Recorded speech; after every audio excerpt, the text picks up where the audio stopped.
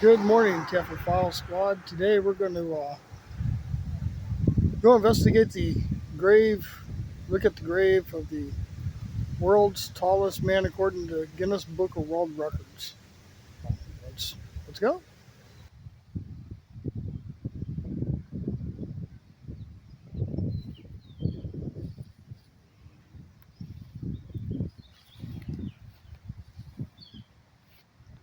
Hi, friend. Thanks for joining me. Let's go have an adventure.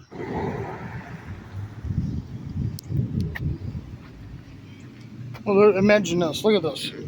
This is my foot inside this footprint. There's a step. That's quite a reach.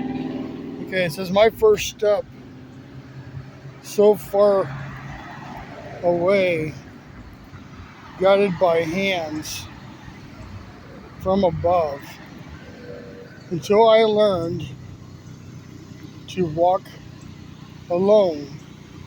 My hand reached across, then down, then always down. Not that I was so tall, but everyone else was so small.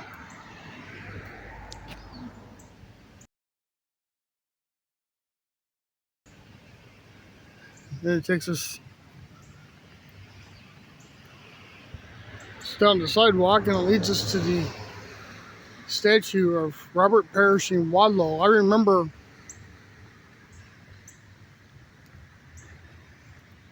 when they built this statue, they were selling diagrams of his foot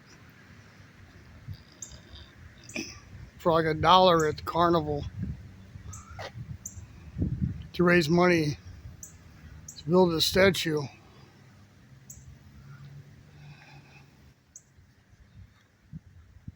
Robert was 8 foot 11.1 inch tall, just 9/10 of an inch from being 9 foot tall.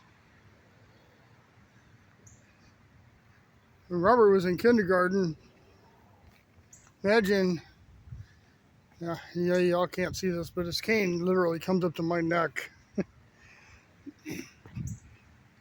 When Robert was in kindergarten, he was 5'5". I'm 5'5". So it gives you any idea.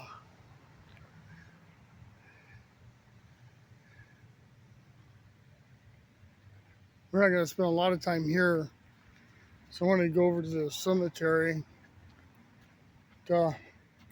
Robert Perishing Wadlow Alton's gentleman giant was born February 22nd, 1918. He lived most of his life in Alton, where he attended Alton High School and Shirtlift College, which is where we're at today, now the campus of SIU Dental School. At age 5, he was 5'6", okay, so he was taller than I am, and wore clothes that would fit a 17-year-old. And by the age of 10, Robert was 6'5" and weighed over 200 pounds. Robert was the largest Boy Scout in the world. At age 13, he was 7'4". Robert was the tallest man who ever lived.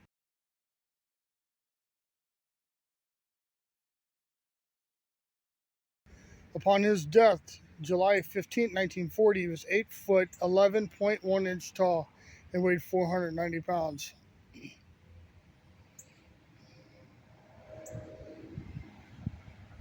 Here's a replica of his chair. It's just amazing.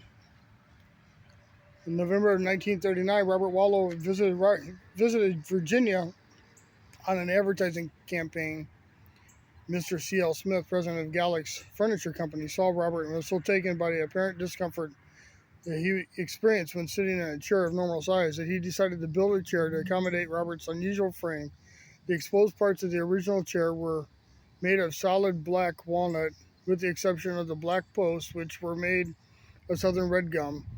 11 yards of wine-colored broccolite tile were used for the covering This chair was used by Robert in his home until his death. At that time, the chair was given to the Franklin Masonic Lodge in Upper Alton, where it remains on display. I actually saw that chair when I was a child on a field trip. The original chair, as well as his shoes.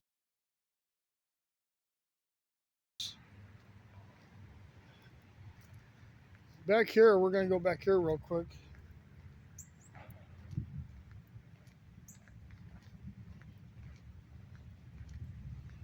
This little white house is the house that Robert was born in, or grew up in, from the time he was a baby. Imagine Mr. and Mrs. Wadlow bringing home a child that was of normalcy. You know, I don't know how much he weighed as a baby or how long he was, but he was normal. Out of nowhere, the boy just starts growing and growing until the time where he's between 5 and 10 years old. He's taller than his dad. I think his dad was like 5'9".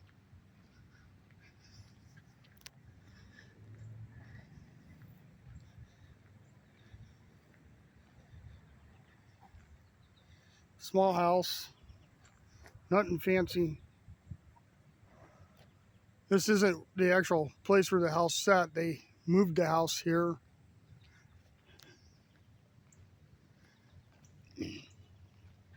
They wouldn't stay in this house. They would actually move to another house here in town, maybe a couple of others. But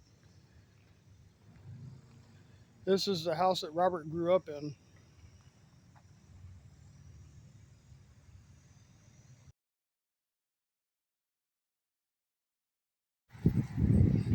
All right, here we are at the Upper Alton Cemetery.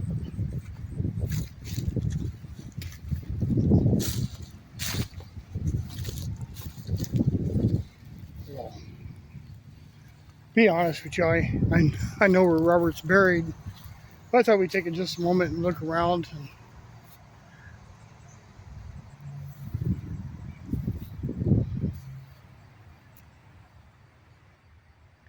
Look at that. This is a family plot here.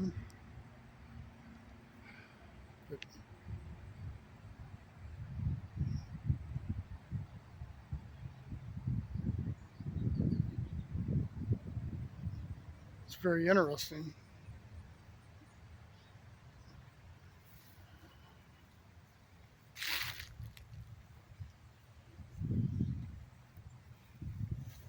Just look at the stone real quick.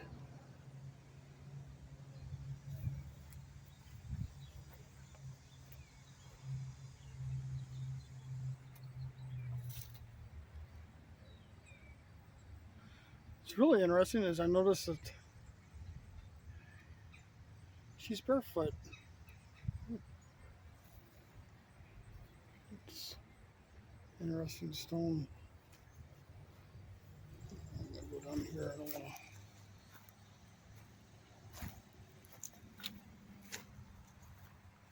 Have a mausoleum here. There's a family plot up against the mausoleum. Looks like.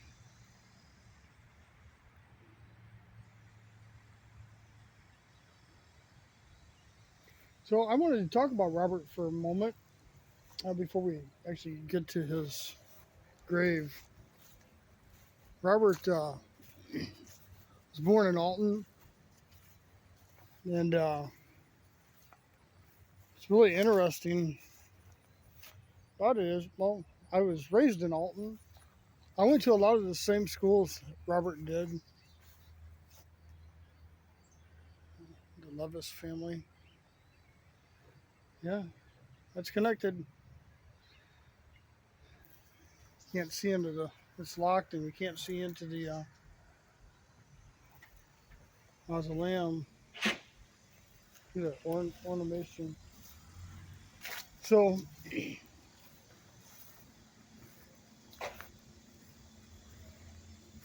Robert, I went to a lot of the same schools that Robert did. As a child, Robert died in 1940. I was born in the early 70s, and I went to some of the same schools that Robert did. And some of my school teachers, when I was in Alton, some of my school teachers knew Robert. Uh, they they were schoolmates with him. When I was in the hospital, when I go to the hospital, some of my nurses knew Robert. Robert, you got to figure Robert was 22 years old when he died in 1940. By the time I came around, he would have been 50. By the time I was born. And so, yeah, I knew some people who knew Robert Wadlow. And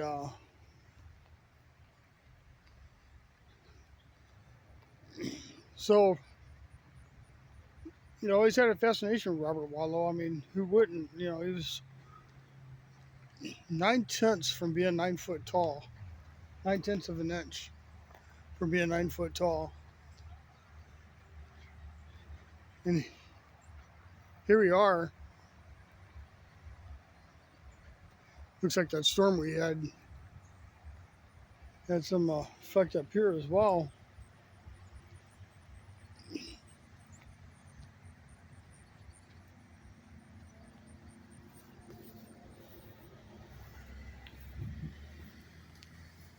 Robert's casket was 10 foot long. You can look it up online. You can see pictures of it. His funeral possession. They during his funeral they left the hearse door open to carry his casket.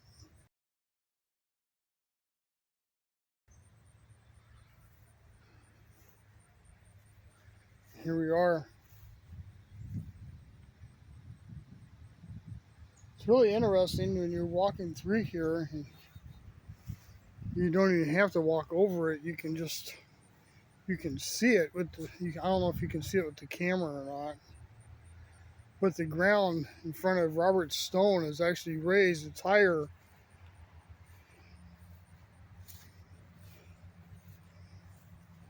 than the rest of the ground. I don't know if you can see the depth difference or not. Notice how far apart these two markers are. It's because Robert's there. Figure 10 foot. Go 10 foot out from the headstone or thereabouts. And here's Robert's dad. No, I'm sorry. That would be Robert's brother. That's Robert's brother.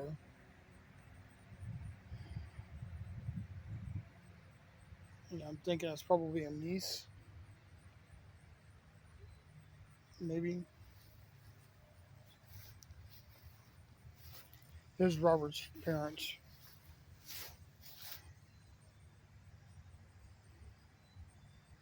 Harold and Addie Wadlow.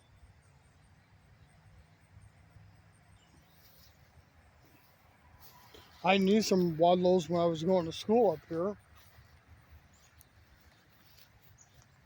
Harold Wadlow Jr.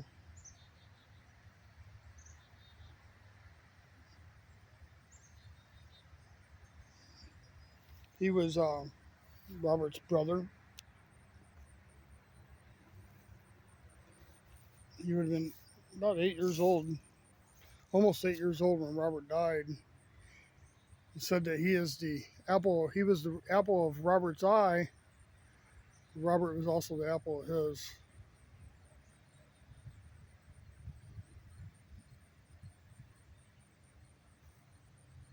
We're going to Sneak back here real quick. I see a picture on a stone. Alonzo Edwards.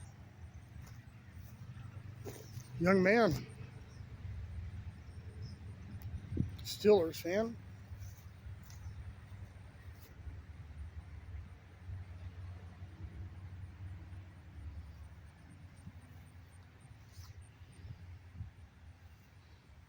All right.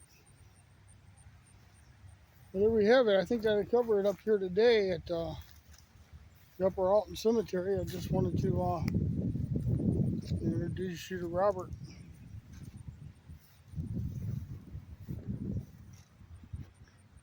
Till next time, take a nature walk through a cemetery and tell me what you found down in the comments. Have a good day.